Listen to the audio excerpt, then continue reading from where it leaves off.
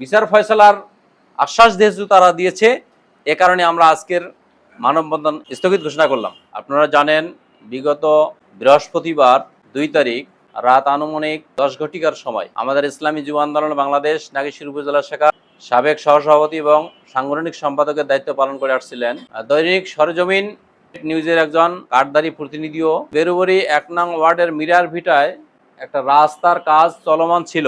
সে কাজের ঠিকাদারি দায়িত্ব পালন করছিলেন বেরুবরি ইউনিয়ন পরিষদের 1 নং ওয়ার্ডের সম্মানিত মেম্বার জনাব আশরাফুল আলম। তো সেখানের কাজের মান অবনতি দেখার কারণে সেখানকার নিউজ করার জন্য রিয়াজ ইসলাম রুহি সাহেব সেখানে গিয়েছিলেন এবং সেটা নিউজ করেছিলেন। এর প্রেক্ষিতে ওই বৃহস্পতিবার 2 তারিখ রাত 10টার সময় অতর্কিতভাবে আশরাফুল আলম এবং তার ছোট ভাই আতাউর রহমান বেরুবরি বাজারে চলমান অবস্থায় তার মোটরসাইকেলে তার উপর আক্রমণ করেছিল। যা তার প্রেক্ষিতে আমরা সাংগঠনিকভাবে একটা প্রক্রিয়া করেছিলাম যে আজকে আমাদের মানববন্ধন ছিল 2টার পরেই।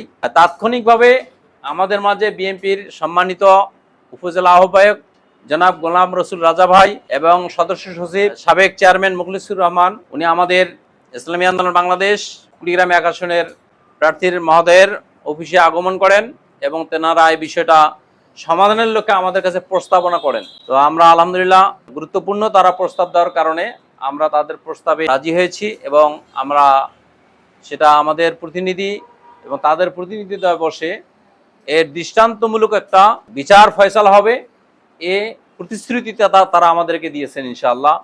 তা আমরা আমাদের প্রতিনিধিও ইতিমধ্যেই সেট করেছি, আশা করি ইনশাআল্লাহ সুষ্ঠু একটা সমাধান, দৃষ্টান্তমূলক সমাধান হবে।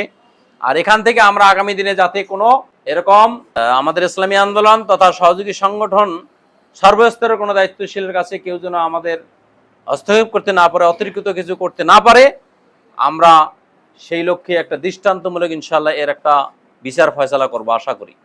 তো আমরা এই কারণেই বিচার ফয়সালার আশ্বাস যেহেতু তারা দিয়েছে, এ কারণে আমরা আজকের মানববন্ধন স্থগিত ঘোষণা করলাম। ধন্যবাদ সবাইকে।